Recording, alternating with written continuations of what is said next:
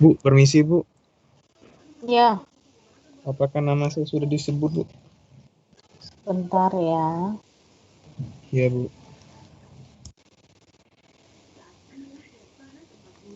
Sudah terlanjur saya input ini soalnya, Mas.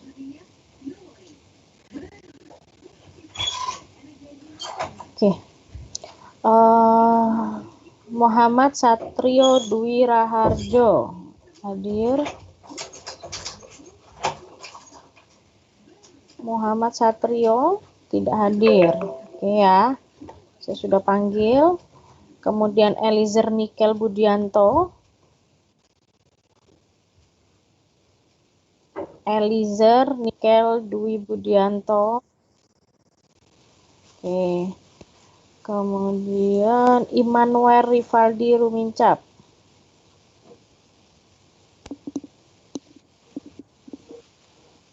Immanuel tidak ada. Miftahul Akmal ada. Miftahul tidak ada. Binsar Ricardo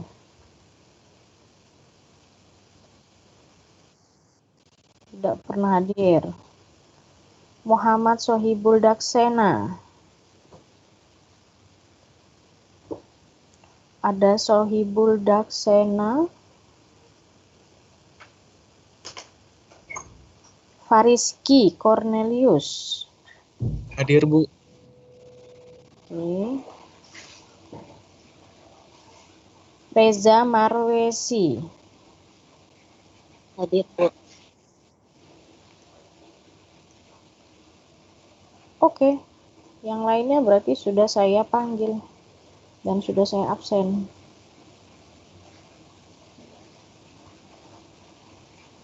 Kenapa? Muhammad Fauzan, Restu Fauzan.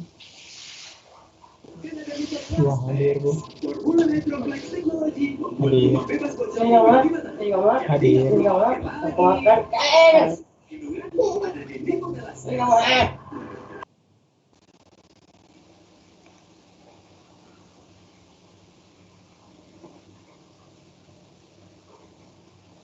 Oke, banyak sekali yang nggak hadir hari ini.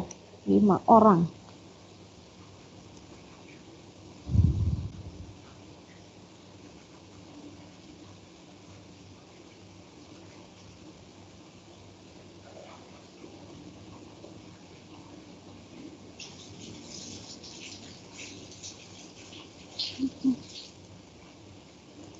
Oke, saya mulai aja ya. Karena mungkin waktunya juga nggak banyak, nanti mungkin sekitar 2 jam aja. Karena saya di jam 1 juga masih ada kuliah lagi tuh lanjut untuk praktikum ya. Jadi oke, hari ini kita bahas terkait dengan pertemuan ke-7 yaitu gerak harmonik sederhana pada bandul dan pegas. Oke. Saya share screen dulu.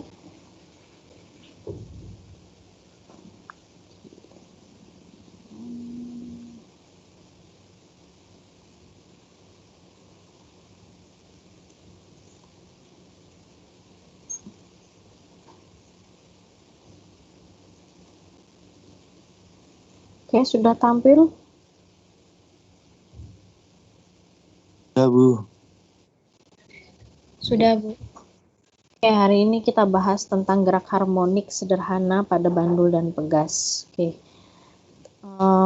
Jadi dalam gerak sederhana gitu kan ya, kita juga bahas tentang gerak harmonik pada bandul dan pegas. Di sini ada beberapa materi yang akan nanti saya sampaikan terkait dengan gerak harmonik sederhana ini. Kemudian ada contoh soal, aplikasi, dan kesimpulan dari materi. Oke, masuk ke dalam pendahuluan yaitu gerak harmonik sederhana. Jadi nanti ada 2 item yang kita pelajari. Apa sih sebenarnya gerak harmonik sederhana khususnya pada bandul. Kemudian ada gaya pemulih gitu kan ya. gaya pemulih yang timbul dari gerak harmonik ini. Dan persamaannya seperti apa gitu. Oke. Sebagai pendahuluan, untuk gerak harmonik sederhana, ini adalah gerak bolak-balik benda melalui suatu titik keseimbangan atau keseimbangan tertentu dengan banyaknya getaran benda dalam setiap second konstan ya, yang berlaku konstan. Oke. Kemudian jenis gerak harmonik sederhana ini, yang pertama gerak harmonik sederhana dapat dibedakan menjadi dua bagian. Yang pertama adalah gerak harmonik sederhana GHS linier, artinya linier ya.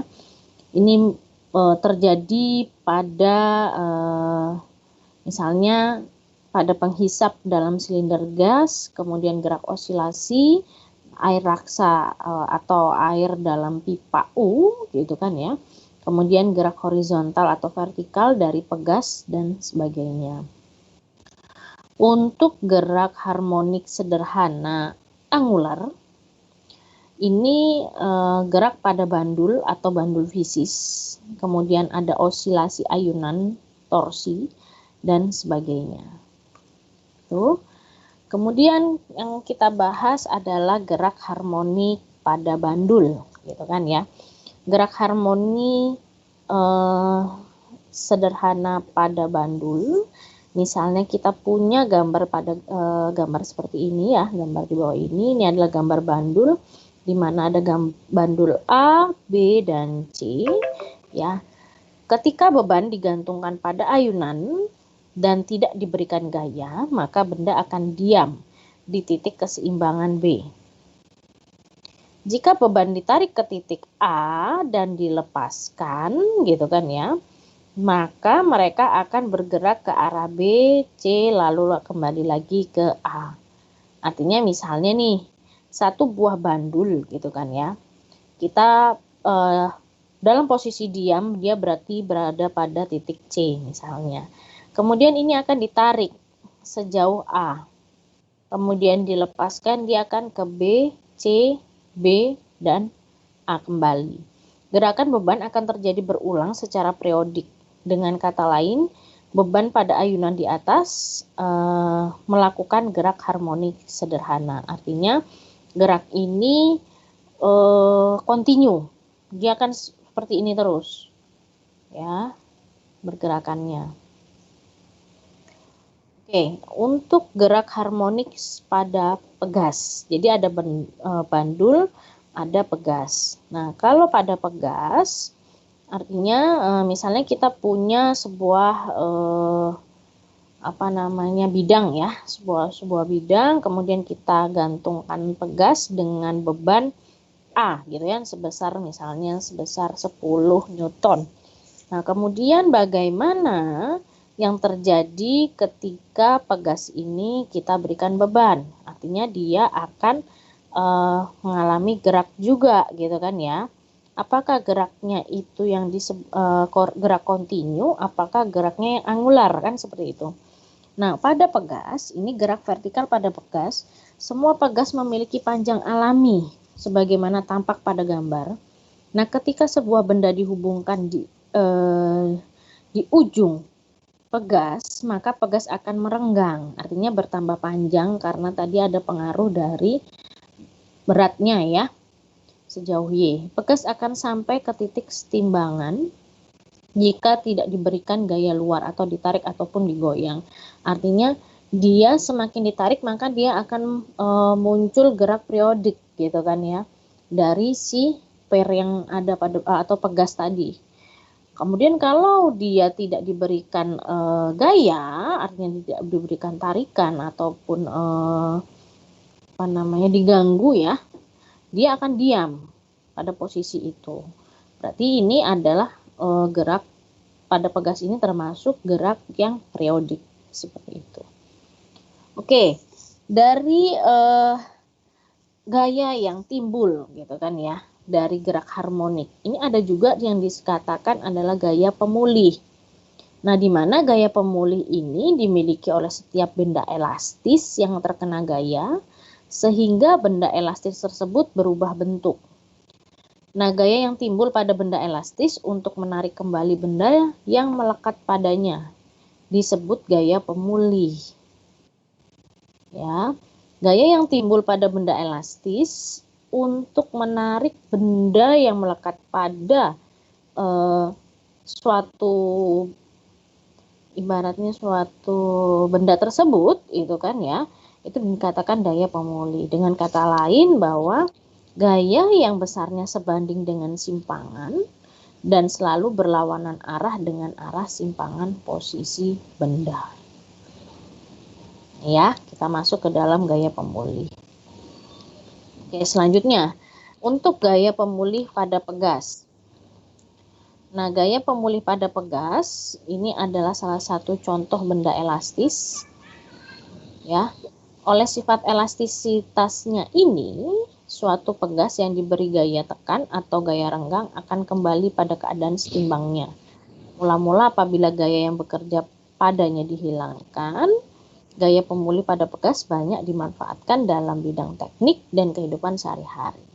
Misalnya dalam shock breaker ya, dan spring bed. Ya, ini jika misalnya kita di rumah menggunakan spring bed atau shock breaker pada motor gitu ya, kendaraan bermotor. Nah, sebuah pegas ini berfungsi meredam getaran saat roda kendaraan melewati jalan yang tidak rata. Pegas-pegas yang tersusun di dalam spring bed akan memberikan kenyamanan saat orang tidur. Nah, pada gaya pemulih pada pegas ini dia berlaku hukum Hooke. Ya. Dengan K ini adalah ketetapan pegas dalam satuan Newton per meter. Tanda negatif diberikan karena arah gaya pemulih pada pegas berlawanan dengan arah gaya gerak pegas. Sehingga rumusnya dari hukum Hooke ini adalah F gaya, tentunya F gaya pemulih sama dengan negatif K dikali dengan delta X. Berapa banyak sih pergerakan fluktuatifnya atau pergerakan periodiknya gitu ya. Oke. Kemudian untuk susunan pegas. Nah, susunan pegas ini berlaku juga konstanta pegas dapat berubah nilainya apabila pegas tersebut tersusun menjadi suatu rangkaian. Nah, besar konstanta total rangkaian pegas bergantung pada jenis rangkaian pegas, yaitu rangkaian pegas seri ataupun paralel. Ini juga berpengaruh. Untuk pegas yang tersusun secara seri atau deret, gaya yang bekerja pada setiap pegas adalah sebesar F misalnya. Sehingga pegas akan mengalami pertambahan panjang sebesar X secara umum. Dan konstanta total pegas disusun seri ini kita bisa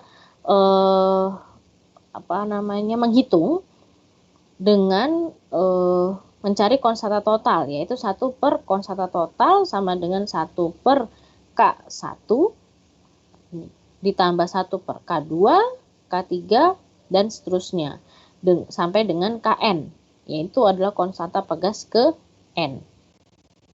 Ini untuk seri ya. Jadi ada sedikit perbedaan. Seri itu harusnya kan tinggal ditambah aja Bu ya. Tetapi pada pegas tidak seperti itu gitu. Jadi tidak ditambahkan tetapi langsung 1 per. Kebalikan dari misalnya di hambatan itu kita menghitung hambatan atau dalam hukum untuk rangkaian seri kan tinggal tambah tuh ya. R1 tambah R2 tambah R3 tambah R4 dan seterusnya. Tetapi untuk di dalam pegas atau harmonik, gerak harmonik sendiri, ini ketika terjadi rangkaian seri, rangkaian seri dari pegas ya, ini maka menghitungnya adalah 1 per untuk mencari konstanta pegas totalnya. Ketika di paralel ini malah justru untuk mencari K total, ini K1 ditambah K2 ditambah K3 dan sampai seterusnya hingga ke Kn. Seperti itu. Oke, kemudian yang ke-5. gerak pada ayunan bandul matematis. Nah, kita punya awalnya seperti ini. Nah, ayunan matematis merupakan suatu partikel massa yang bergantung pada suatu titik tetap pada seutas tali, di mana massa tali dapat diabaikan dan tali tidak dapat bertambah panjang, karena dia bukan pegas tadi ya. Dan pada gambar tersebut, ini pada gambar di samping, terdapat sebuah beban bermassa M tergantung pada seutas kawat halus sepanjang L ya, dan massanya dapat diabaikan. Apabila bandul itu bergerak vertikal dengan membentuk sudut gaya pemulih bandul tersebut sejauh mg sin theta, maka secara matematis kita dapat menuliskan bahwa gaya pada bandul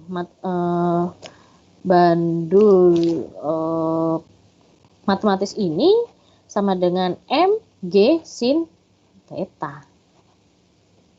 Karena sin theta ini adalah y dibagi dengan L panjangnya gitu kan ya, maka kita bisa mengganti dengan sin theta-nya yang terbentuk sudutnya berapa, sehingga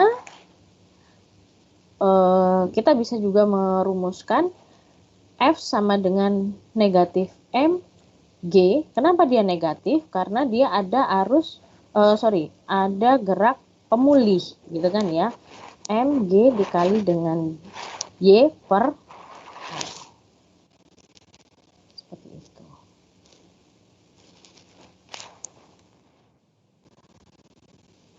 Untuk mendapatkan persamaan ayunan bandul matematis ini, kita awalnya dasarnya adalah melalui persamaan diferensial pada orde 2 ya. Orde 2 di mana ada X dan y ya di situ ya. Kalau untuk X berarti X terhadap T waktu ini sama dengan A sin omega T ditambah dengan theta sudut ya. Sehingga untuk turunannya, karena dia X, kita harus bentuk turunan, berarti dx per dt sama dengan A sin. Sinnya ini apa? Omega cos omega T ditambah dengan theta 0. Sehingga kita bisa dapatkan itu menjadi bentuk turunan pertama. Turunan pertamanya mana? Ini kita turunkan pertama dulu. D kuadrat X dibagi dengan dt kuadrat sama dengan omega A. Ini ya. Kurung kurawal buka negatif omega sin dikali omega T ditambah theta. Kurung kurawal tutup. Kemudian D kuadrat X dibagi dengan dt kuadrat, ini kita bisa sederhanakan menjadi negatif omega kuadrat A sin omega T ditambah theta. Nah, karena X ini sama dengan A sin omega T ditambah dengan theta, maka D kuadrat X dibagi dengan dt kuadrat sama dengan negatif omega kuadrat dikali dengan X. Nggak perlu lagi kita tulis lagi panjangnya ini ya. Seperti itu. Sehingga kita peroleh rumus singkatnya adalah A sama dengan negatif omega kuadrat dikali dengan X. Ini untuk percepatan dari gerak harmonik sederhana. Bagaimana dengan dipengaruhi oleh frekuensi sudut, gitu kan ya? Ketika misalnya dipengaruhi oleh sudut, omega sama dengan akar dari K, artinya K itu banyaknya pergerakan yang terjadi dibagi dengan masanya. Terus bagaimana Bu kaitannya dengan kalau misalnya ya tadi pada frekuensi dan juga periode dari gerak bandul itu. Maka kita menggunakan rumus frekuensi sama dengan gitu kan ya, 1 per periode. Artinya frekuensi sama dengan 1 per T. Sehingga frekuensi ini bisa kita jabarkan jadi setengah 2pi dikali K dibagi dengan akar K dibagi dengan M. Ini untuk ketika dia terpengaruh oleh frekuensi dari sudut. Sehingga kalau misalnya dicari dengan periodenya berarti 2pi per omega, gitu kan ya, tinggal dibalik saja.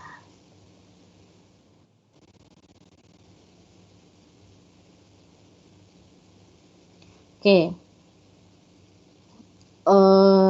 Itu untuk proyeksi ke sumbu X ya tadi. Kemudian untuk ke sumbu Y, bagaimana persamaan gerak harmonik sederhana bila diproyeksikan pada sumbu Y? Sama, Y sama dengan A yang tadinya cos menjadi sin omega T. Ini dulu. Kemudian jika posisi sudut awal adalah tetanya sama dengan 0, maka persamaan gerak harmonik sederhananya adalah Y sama dengan A sin omega T ditambah dengan theta. Nah, dari persamaan ini maka kita bisa rumuskan kecepatan gerak harmonik sederhananya menjadi V sama dengan DY per DT. Kenapa DY? Karena pada sumbu Y, gitu kan ya, dikali A sin omega T dikali dengan sin dikali A sin omega T. Sehingga V sama dengan A, ini adalah luas penampangnya, dikali dengan omega dikali dengan cos omega T. Sehingga kecepatan maksimum dari gerak harmonik sederhana itu bisa kita hitung menjadi cos omega T sama dengan 1 atau omega T sama dengan 0. Sehingga untuk V maksimumnya cukup dengan A dikali dengan omega. Itu dimana A ini adalah amplitudo dikali dengan kecepatan sudut. Nah, percepatan gerak harmonik sederhana tadi udah kita detailkan ya. Untuk di sumbu X ini bisa kita dapatkan A sama dengan dV per dt sama dengan D per dt, atau A sama dengan, untuk yang di sumbu Y itu negatif A amplitudo dikali dengan omega kuadrat sin omega T. Percepatannya juga seperti itu, gitu kan ya. Pi-nya di sini berapa? 180, berarti bukan 3,14 lagi, tapi 180 karena dia berbicara terkait dengan sudut. Ya. Jadi jangan menggunakan 3,14 tetapi menggunakan sudut 180. Oke. Untuk contoh soal. Jadi contoh soalnya seperti ini, misalnya nih, contoh soal nomor 1, sebuah pegas yang panjangnya 15 cm digantungkan vertikal. Jika diberikan gaya 0,5 Newton, panjang pegas menjadi 25 cm, berapakah panjang pegas jika direnggangkan oleh gaya 0,6 Newton? Oke, penyelesaiannya adalah diketahui panjangnya berapa? 15 cm, kemudian gaya yang terjadi pada 15 cm ini adalah 0,5 Newton. Kemudian setelah direnggangkan, dia akan mengalami panjang pegas sebesar 25 cm dan gaya yang terjadi adalah 0,6. Ini adalah informasi awal. Nah, yang ditanya adalah berapakah panjangnya, gitu kan ya, untuk 0,6. Maka kita jawab untuk X-nya ini sendiri L1 dikurang dengan L0 25 dikurang 15, dapatnya adalah 10 cm. Ini kita rubah menjadi meter. Artinya dibagi dengan 10 menjadi 0, dibagi 100 ya, dibagi 100 menjadi 0,1 meter. Nah, untuk mencari nilai K-nya, ini kita menggunakan rumus F1 sama dengan K dikali dengan X. Di mana K-nya sini sendiri F1 dibagi dengan X, berarti F1-nya berapa? 0,5 dibagi dengan X-nya berapa? 0,1. Sehingga ketemu nilai K-nya adalah 5 Newton per meter. Untuk F2 sama dengan 0,6 Newton, maka X-nya F2-nya berapa? F2-nya adalah 0,6, K-nya berapa? 5. Dibagi jadi 0,12 meter. Kita rubah untuk panjangnya ke senti tadi kan ya, 12. Jadi panjang pegas L0 ditambah dengan X 15 ditambah dengan 12 cm, ini sama dengan 27 cm. Seperti itu. Contoh soal kedua. Sebuah ayunan bandul sederhana memiliki panjang tali 64 cm, kemudian massa beban 0,1 kg. Saat beban diberi simpangan 10 cm dan dilepaskan, terjadi getaran selaras. Ada pegas nih. G-nya sama dengan 10 meter per second. Hitunglah periode ayunan benda tersebut. Gitu. Nah, informasi awal atau diketahui awal adalah panjangnya 64 ya. Kita 64 cm kita rubah ke dalam meter menjadi 0,64. Kemudian massanya adalah 0,1 kg. Terus luas simpangan ya. Simpangannya adalah 10 cm. Ya, berarti kita rubah menjadi meter, 0,1 meter. Dan G-nya getarannya adalah 10 meter per second. Ditanya apa? Hitunglah periode T. Berarti menggunakan rumus yang sebelumnya. T sama dengan 2pi akar dikali dengan akar L dibagi dengan G. Masukkan 2 dikali 1, 80, gitu kan. Akar dari L-nya berapa? 0,64 dibagi dengan G-nya berapa? 10. Nah, maka ketemu 0,16 pi dikali 10 second. Atau bisa diselesaikan ini dikali dulu kali 180. Baru nanti diakarkan. Nanti akan ketemunya seperti ini. Oke, itu untuk contoh soalnya. Nah, aplikasinya bagaimana nih? Gitu kan ya. Aplikasi dari gerak harmonis sederhana ini terjadi pada misalnya kita gunakan di shock mobil ya, peredam getaran atau goncangan pada mobil. Nah, ini gambarnya seperti ini.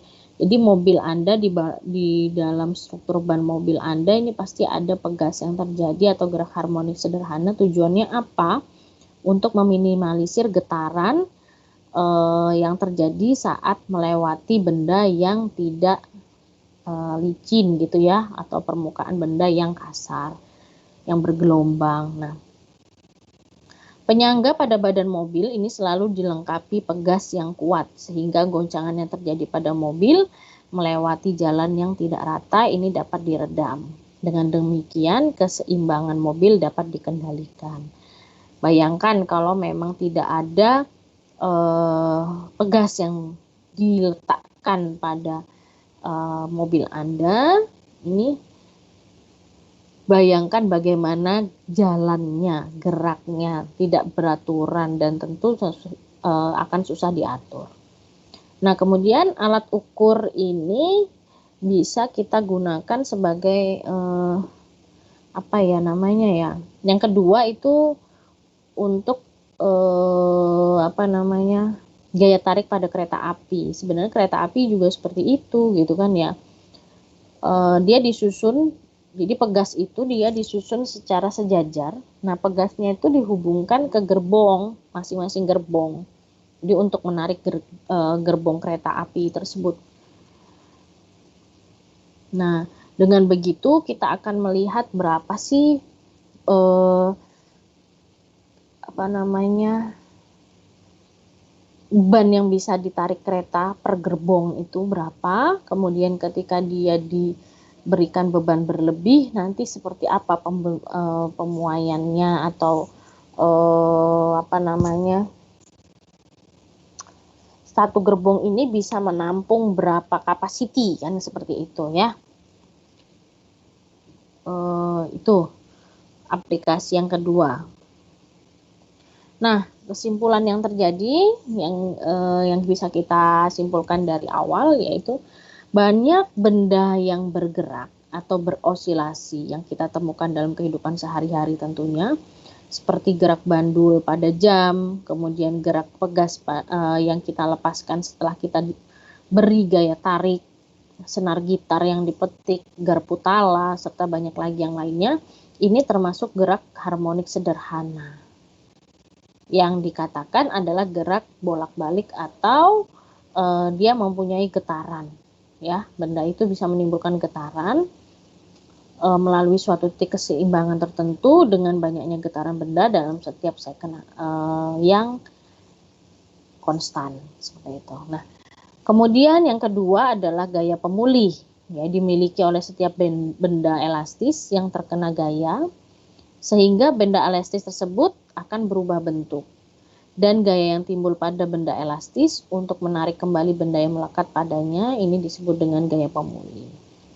Dengan kata lain, bahwa gaya pemulih adalah gaya yang besarnya sebanding dengan simpangan dan selalu berlawanan arah dengan simpangan posisi benda tersebut.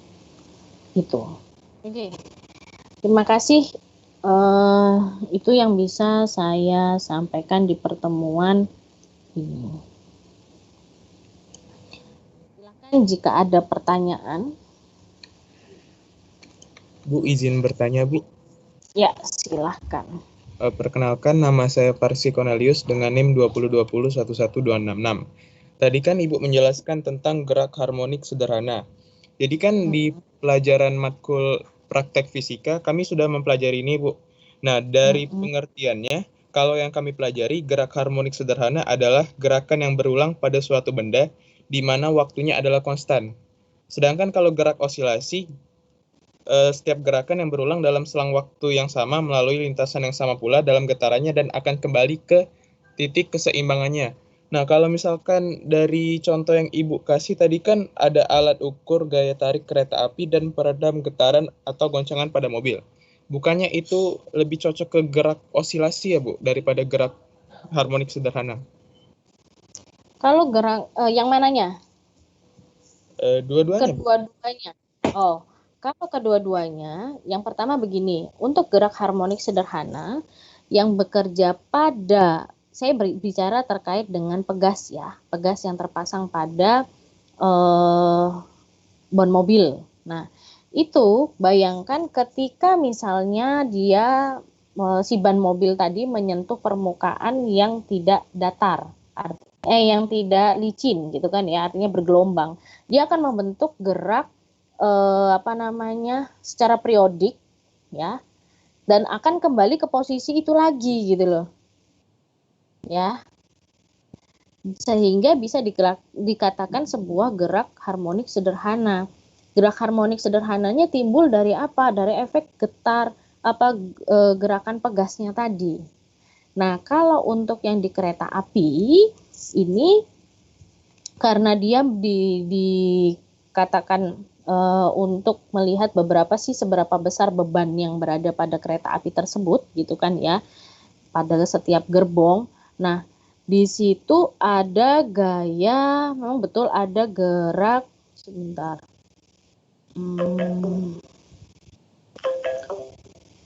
Oke, ada pegas lagi yang disusun secara sejajar. Nah, ketika pegas-pegas tersebut dihubungkan dengan gerbong, maka dia akan bergerak untuk apa? Untuk mengukur gaya tarik berapa sih kereta api sebelum meninggalkan stasiun.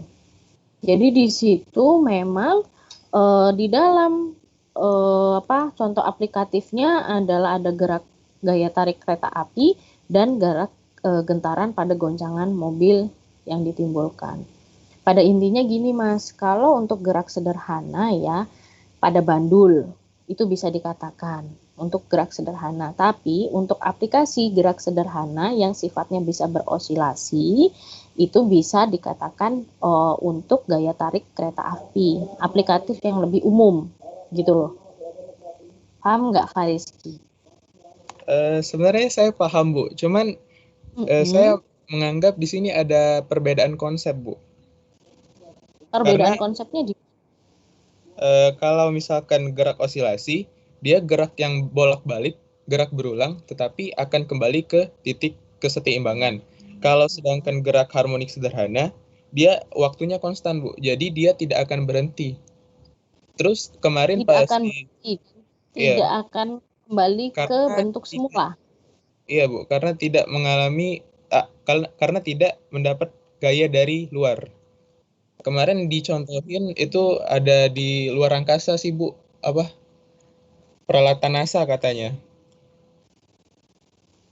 Makanya di sini Peralatan saya NASA ya lupa saya Bu aplikasinya apa Bu. Pokoknya dia nggak bisa kemungkinan. Pokoknya sulit dicari kalau misalkan contoh gerak harmonik sederhana di bumi kata Pak Kiki kalau nggak salah. Pak Kiki. Ya, nanti coba dipelajari kembali ya terkait di pendalaman materi. Silahkan, kan saya membebaskan Anda untuk mencari segala literatur yang ada dengan tujuan apa Anda belajar di situ untuk kita samakan persepsi dulu gitu. Kalau di saya gerak harmoni sederhana ini munculnya pada bandul ya. Contohnya yang bisa kita temuin dalam kehidupan sehari-hari. Bandul itu ketika misalnya kita lepaskan, dia akan membentuk memang benar. Dia akan mengalami gaya gitu kan dari titik A ke B ke C kembali ke B ke A lagi gitu kan. Secara fluktuatif, secara kontinu. Terus menerus enggak? Terus menerus, tapi ada kemungkinan enggak dia akan diam? Ada. Coba deh dipikir. Ada enggak kemungkinan dia akan diam? Ada. Jadi nggak usah kita ambil contoh terlalu muluk di benda luar angkasa yang kita tidak bisa menjangkau. Untuk yang sederhana dulu pada bandul. Bandul itu ada kemungkinan untuk diam nggak? Ketika misalnya kita berikan suatu gaya di awal. Memang benar geraknya kontinu. Tetapi suatu saat dia akan mencapai kondisi diam. Untuk sederhana. Ya silakan nanti coba di cross check, nantinya kita sama-sama belajar, cari literatur lagi. Jadi tidak hanya berdasarkan satu literasi, jadi lebih dari satu literasi. Kalau memang kita ingin menguatkan konsep ya, Pak Rizky. Oh iya Bu, terima kasih Bu atas jawabannya. Iya. Ada lagi yang mau bertanya?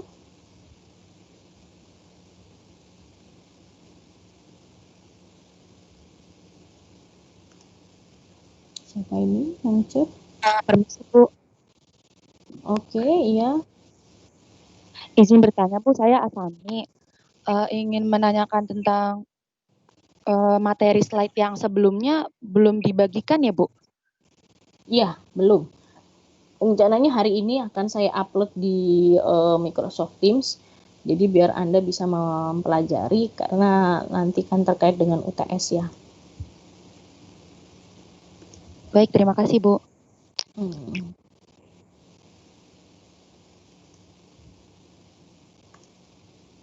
Ada lagi? Saya Fariski Bu, ingin bertanya lagi Bu. Iya, kenapa Pak Rizky? Tadi kan ada perbedaan antara cara mencari konstanta total pegas secara seri dan mencari nilai hambatan total seri. Kalau misalkan konstanta total pegas secara seri kan 1/K1 ditambah 1/K2 ditambah 1/Kn dan seterusnya. Itu mengapa Bu berbeda? Apakah ada pembuktiannya dengan cara mencari, mengapa ada perbedaan? Oh, tentu ada perbedaan terkait dengan hambatan ya, mencari hambatan. Kalau misalnya hambatan itu tersusun secara seri, maka rumusnya adalah R1 ditambah R2. Untuk mencari R total ya, maka rumusnya adalah R1 ditambah R2 ditambah R3 ditambah R4 dan seterusnya sampai Rn ya. Maka dia akan menghasilkan menghasilkan hambatan total secara seri. Karena bentuk penyusunannya pun berbeda dengan yang pegas ya. Kalau pegas disusun secara seri, artinya kenapa rumusnya 1/K gitu ya? Karena di situ bentuk penyusunannya saja pegas berbeda dengan komponen yang ada pada resistor. Terus yang kedua yang membedakan antara kenapa harus 1/K, karena memang kita menggunakan turunan rumus untuk mendapatkan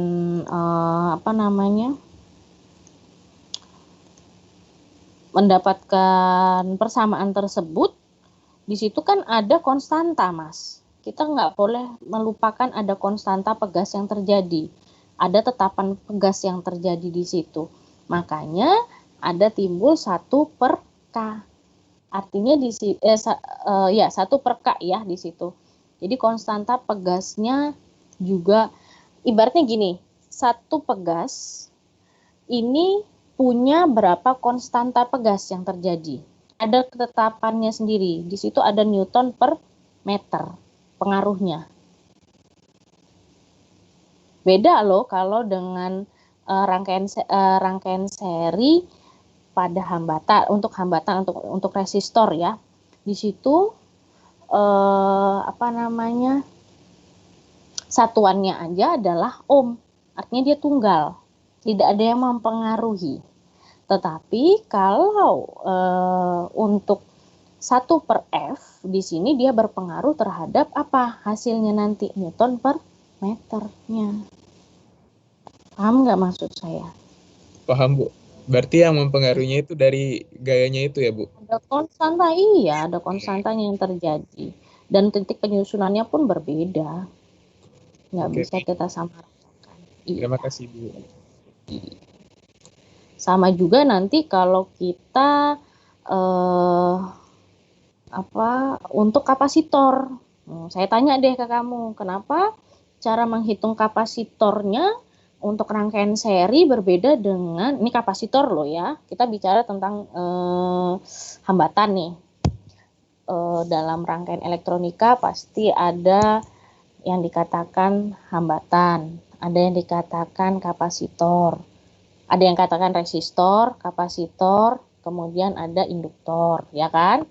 Kapasitor, kapasitif. Nah, saya mau nanya untuk hambatan, menghitung hambatan atau R, gitu kan ya, R total. Kalau di seri dia menggunakan R1 ditambah R2 ditambah R3 tambah R4 dan seterusnya. Nah, kalau di kapasitor apakah berbeda dengan hambatan? Menghitung. Berbeda Bu. Berbeda Bu. Berbeda. Apa yang membedakan?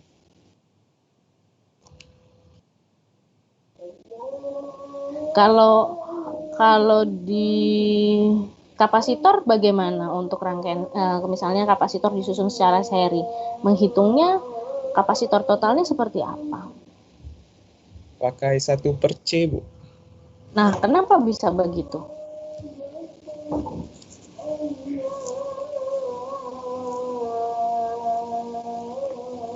Kenapa bisa begitu? Padahal untuk jenisnya hampir sama.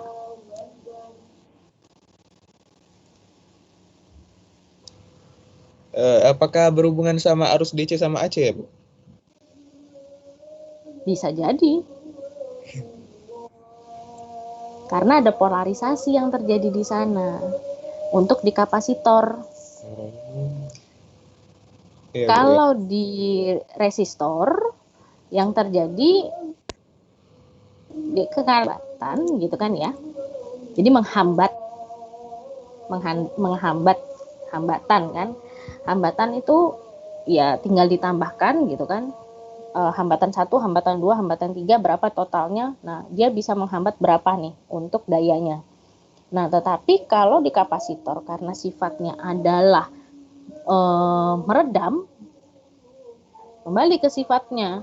Jadi dasarnya kita menentukan bahwa dia kenapa bisa jadi 1 per, kenapa dia bisa jadi R1 tambah R2 tambah R3 ditambahkan seperti itu biasanya berdasarkan dari sifatnya dulu dari komponen tersebut gitu kan ya. Kalau sifatnya dia menyimpan atau meredam, yang dikatakan adalah itu merupakan sifat dari kapasitor, maka ada faktor lain, ada faktor polarisasi yang terjadi karena dia meredam kan, ada polarisasi, ada medan magnet yang timbul, kemudian ada medan listrik yang terjadi sehingga muncullah polarisasi pada kapasitor tersebut sehingga dia bisa menyimpan daya. Ada faktor yang kita perhitungkan di situ. Ya, jadi ketika dia menentukannya bagaimana untuk kepersamaan dan segala macamnya, kita harus tahu sifatnya dia seperti apa dulu. Gitu.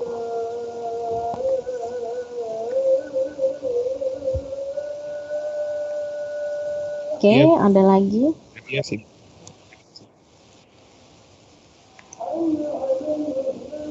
Oh, masih azan ya.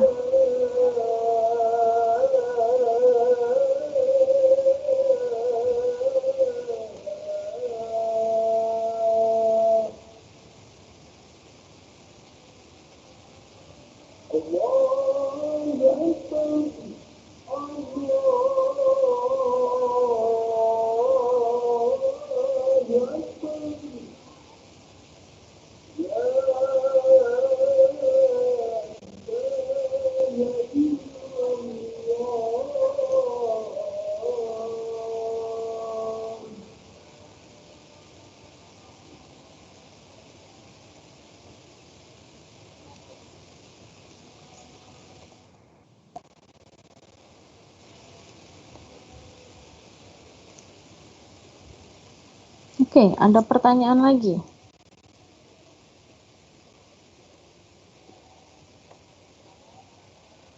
Aduh, sudah cukup penjelasan saya.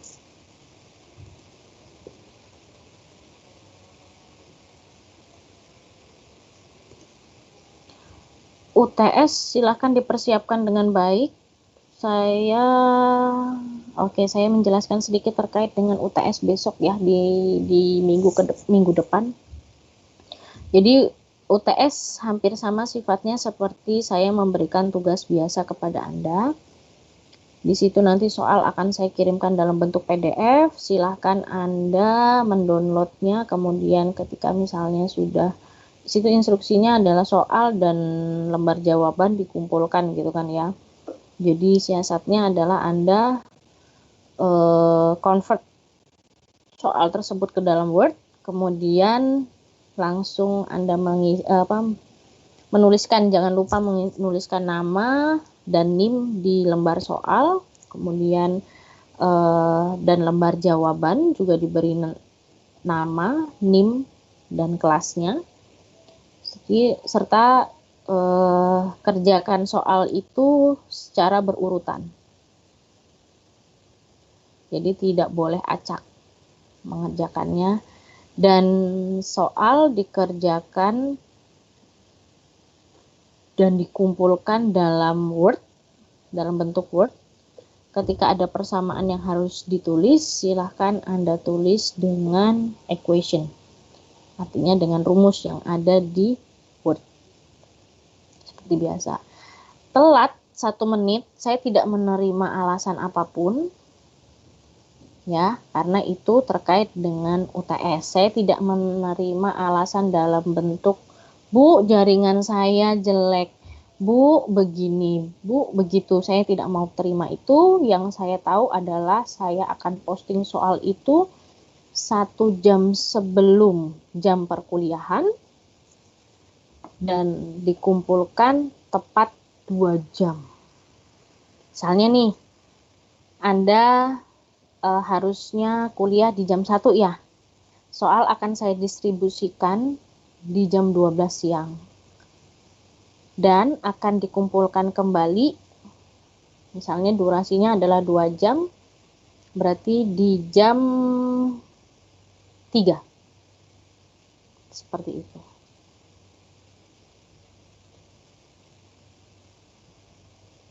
Saya harap jelas ya, misalnya seperti itu. Kalau sistem pengerjaan soalnya 2 jam, tapi kalau hanya 1 jam saja ya berarti harus dikumpulkan di jam 2. Tentunya waktu Indonesia Barat. Seperti itu. Konsekuensinya apa, Bu? Jika mengumpulkannya telat. Ya, konsekuensinya maka nilai di UTS Anda akan kosong atau 0. Yang berarti ketika nilai UTS 0, UAS masih bisa, nggak tahu deh masih bisa ikut apa enggak ya. Setahu saya sih nggak bisa kalau sudah 0. Nggak bisa ikut UAS, otomatis ya mengulang di tahun depan. Begitu. Paham ya? Bu, izin bertanya, Bu. Ya. Tadi mau nanya lagi, Bu, yang cara pengerjaan UTS-nya, Bu. Diketik seperti biasa ya, Bu? Iya, diketik seperti biasa. Dalam bentuk Tapi, Word. oh oke, Bu. Terima kasih, Bu. Jadi saya tidak menerima gambar-gambar gitu ya. Misalnya Anda menulisnya dulu di coret-coretan gitu, atau di kertas A4, terus Anda menulisnya dalam tulisan tangan, kemudian di scan misalnya, di scan, ditaruh di Word. Saya nggak menerima itu, saya menilainya adalah by process. Jadi maksimalkan waktu yang saya berikan dengan sebaik mungkin. Pokoknya soal akan saya posting sebelum jam Anda kuliah. Dan begitu pula biasanya UAS. UASnya juga seperti itu. Dan nilai UTS itu adalah nilai real yang Anda dapatkan. Tidak saya rubah sama sekali. Saya hanya bisa membantu di di tugas. Di tugas saya tutup mata.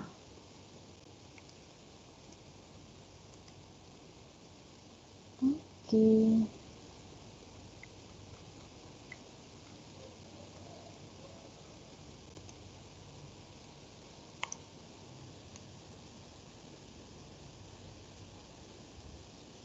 Oke, ada pertanyaan lagi?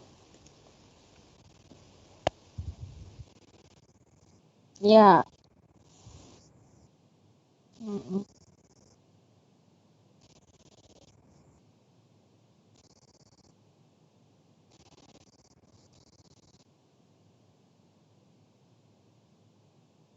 Digabung.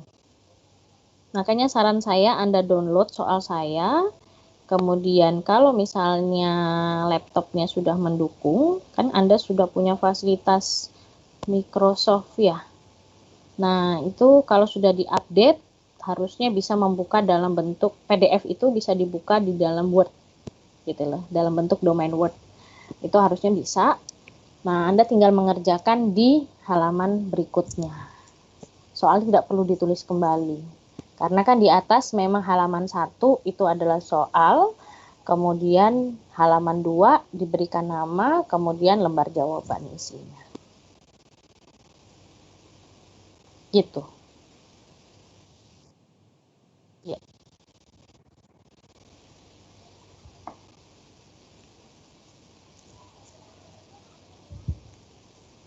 Oke, kalau tidak ada pertanyaan lagi, saya rasa cukup ya untuk perkuliahan tambahan hari ini. Karena juga waktu zuhur juga, saya juga mau siap-siap untuk kuliah lagi di jam 1. Ada kuliah di jam 1. Oke, pertemuannya misalnya materi ya Bu, materinya sampai berapa Bu yang diberikan nanti untuk bahan UTS misalnya ya, mulai dari pertemuan kedua sampai dengan pertemuan 1 ya, kita pertemuan 1 sudah bahas besaran, turunan dan segala macam, berarti di pertemuan 1 sampai dengan pertemuan akhir ini gitu. Itu silahkan Anda pelajari. Oke, jika tidak ada pertanyaan, saya akhiri perkuliahan hari ini. Saya ucapkan terima kasih, semoga apa yang saya sampaikan bermanfaat untuk kalian. Kurang lebihnya saya ucapkan Assalamualaikum warahmatullahi wabarakatuh. Selamat beraktivitas kembali dan tetap jaga kesehatan. Terima kasih Bu. Waalaikumsalam warahmatullahi Terima wabarakatuh. kasih Bu.